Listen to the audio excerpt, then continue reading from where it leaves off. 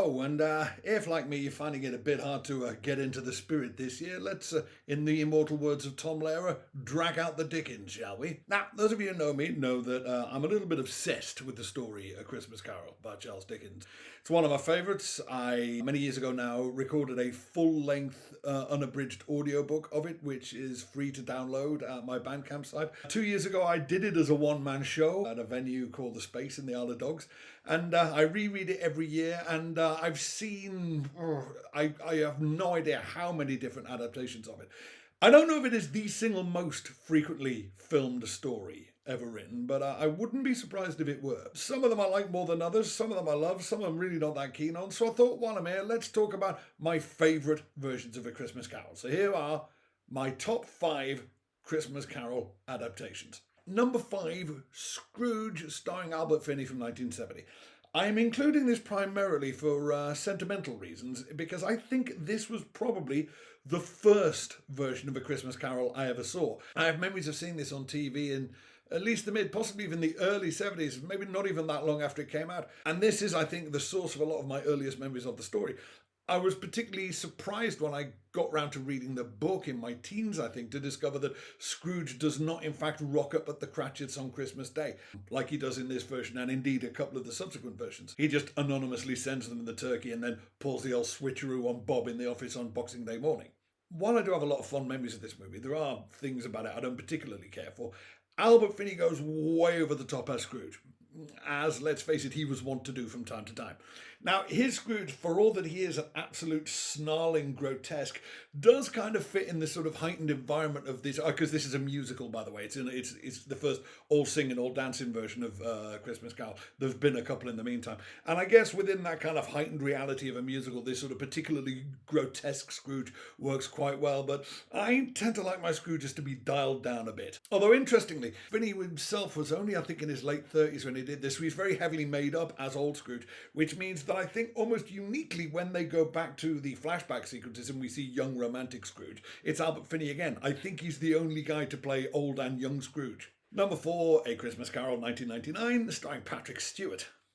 Now again, there's a lot about this one that I'm not massively keen on. It's weirdly sort of cold and emotionless for a lot of its runtime. And the adaptation is very by the numbers, it's not particularly inspired. But what it does have is Patrick Stewart, and Patrick Stewart is an amazing Scrooge in this. Now Patrick Stewart is also a massive fan of this story. He did it famously as a one-man show in the West End in the 1990s, which I never got to see. But his Scrooge is very sort of human and vulnerable, and you sense this sort of great weight of pain within him. You know, this is a guy who is how he is because he's been horribly damaged. What's particularly intriguing about Patrick Stewart's Scrooge is when he wakes up on Christmas morning, he's visibly afraid to go back out into the world. He's obviously desperate to do it, but you can see it causes him a lot of fear and anxiety being out there among the human race again. Number 3, 1951's Scrooge, starring Alistair Sim. Yes, this one is called Scrooge, not A Christmas Carol, weirdly.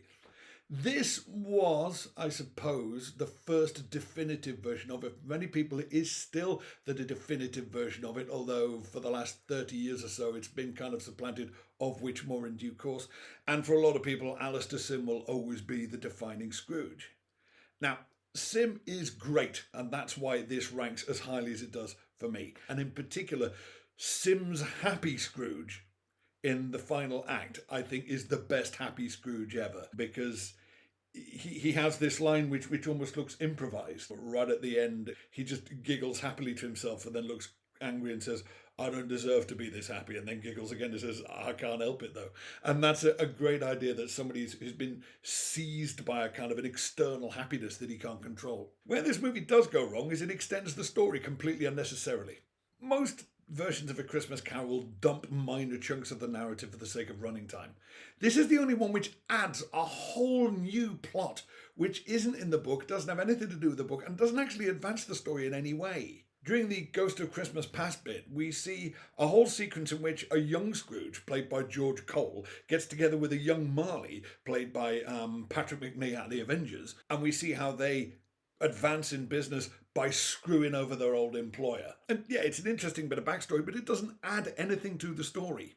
Something which a lot of versions do is kind of overanalyze Scrooge, try and find some particular formative incident from his youth which turned him into the monster he ultimately becomes. There isn't one in the book.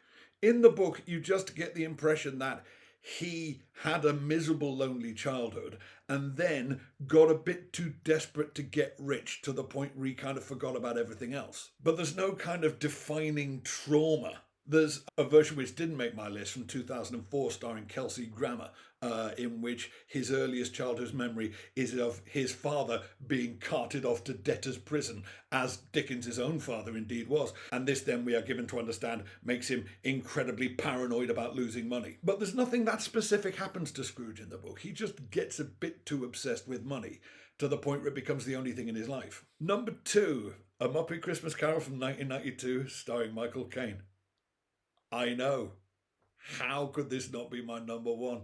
I'm sure most of the people watching this, it is your number 1. And rightly so. It's brilliant. I won't seek to take anything away from it. And what's particularly brilliant about it is Michael Caine as Scrooge. He's so good in this film. I am very much of the opinion that when he got the Oscar for Cider House Rules, this was the Academy belatedly acknowledging the fact that they really should have given him the Oscar for this. Because it's not just how good he is, it's how good he is in the ridiculous circumstances in which he finds himself. Michael Caine in A Muppet Christmas Carol gives not only one of the subtlest Scrooges we've ever had, he gives one of the subtler performances Michael Caine has ever given, and most of his co-stars are cuddly toys with somebody's arm shoved up them. I can only marvel at the level of concentration that would have required. And let's face it, for the past 30 years now, this has been most people's Dickens gateway drug. Whole generations of kids are discovering this story and Charles Dickens in general via A Muppet Christmas Carol. And it's actually very respectful to the spirit, if not necessarily the specifics of the book. The emotional beats land hard. If you're watching a version of Christmas Carol and you don't come close to tears when Tiny Tim dies, then it's getting something wrong. And I cannot watch A Muppet Christmas Carol without welling up at the moment Tiny Tim dies. So yeah, it's a remarkable piece of work, and these days is probably the definitive version for a lot of people. But there's one I like more. But before I unveil my number 1 A Christmas Carol choice, one honourable mention and one dishonourable mention. The honourable mention goes to 2017's The Man Who Invented Christmas. Now, I can't include this because it is not actually an adaptation of A Christmas Carol. It's a very fanciful telling of the story of the young Charles Dickens, as portrayed in this instance by Dan Stevens, trying to write A Christmas Carol. And in the course of coming up with the story, he starts to envisage the characters and they start following him about and interrupting him at inopportune moments. And Scrooge in this instance is played in, I think, one of his very last screen roles by the great Christopher Plummer, the class act of class acts. So while we will never actually get to see now Christopher Plummer just playing Scrooge in a straight adaptation of A Christmas Carol, you can get to see him play this sort of weird imaginary antagonist of Charles Dickens' version of Scrooge. But it's a good fun movie and definitely worth checking out on its own terms. Dishonourable mention is the 2009 version of A Christmas Carol, the computer-generated animation directed by Robert Zemeckis and starring several Jim Carreys. This just doesn't work. It reminds me actually of the Tom Hooper movie of Cats that came out a couple of years ago, in that it's not so much that anything about it is wrong, it's just that the whole thing is a bad idea. This was the movie, I think, that very much buried the idea of trying to do photorealistic computer-generated humans in animation, because the whole movie is stranded in Uncanny Valley. It's like watching a film populated by reanimated corpses. And of course, it was made in 3D, so it keeps doing the 3D thing. Ooh, check it out, we're in 3D. We're going right to the screen. It's in 3D. And if you're watching it almost certainly not in 3D, because it's not the initial theatrical release in 2009, you just sit there going, yeah, that probably looked good in 3D. Number 1, Christmas Carol from 1984, starring George C. Scott. I couldn't really tell you why I like this version best. It's a pretty low budget version, made I think for American TV in 1984, starring, weirdly, George C. Scott as Scrooge. It's a very odd bit of casting, but it really works.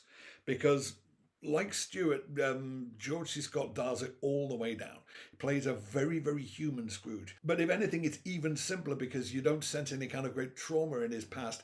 He's just a man who has mislaid his humanity. And it's joyous watching him get it back. And it also benefits from one other ingenious piece of casting. My favourite character in the book is the Spirit of Christmas Present. And not just because he's the one who looks like me. I think he's a fascinating proposition. He's generally played as being some kind of a spin on Santa Claus, albeit a green-robed pre-Coca-Cola Santa Claus. But he's not Santa Claus. There's something altogether more primal going on with the spirit of Christmas present. He's like the long-forgotten pagan deity upon race memories of whom Santa Claus is subsequently based. But he is not Santa Claus. He is not just jolly and happy. The thing I love about Christmas Present in the book is he's angry.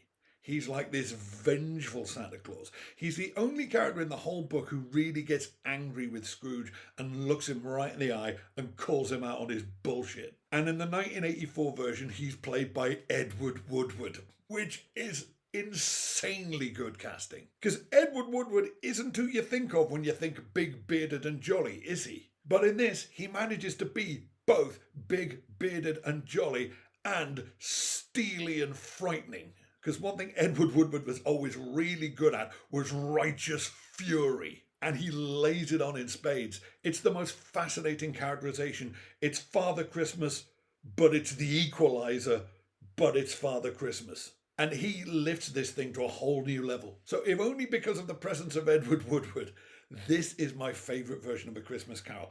I used to be a bit of a voice in the wilderness with regards to this, but in the last 3 or 4 years, this movie has gotten rather easier to get hold of. It's on Amazon. You can often find it on DVD. It's probably up on YouTube in its entirety. But if you haven't seen it, and if you're a fan of the story, or if you're not a fan of the story and are trying to find a way into the story, do check it out. The 1984 version, starring George C. Scott, directed, if I recall correctly, by Clive Donner. So there you go. Those are my 5 favourite Christmas carols. Feel free to tell me in the comments why I'm stupid and wrong. And in the meantime, if Christmas is a thing you do, have a merry one. If you do something else, have a merry one of those. And if you ain't planning on doing nothing, have a good time doing that. Thanks for watching. If you liked it, please hit like and share. If you'd like to see more, please hit subscribe. And if you'd like to help me make more, please visit patreon.com/MitchBen.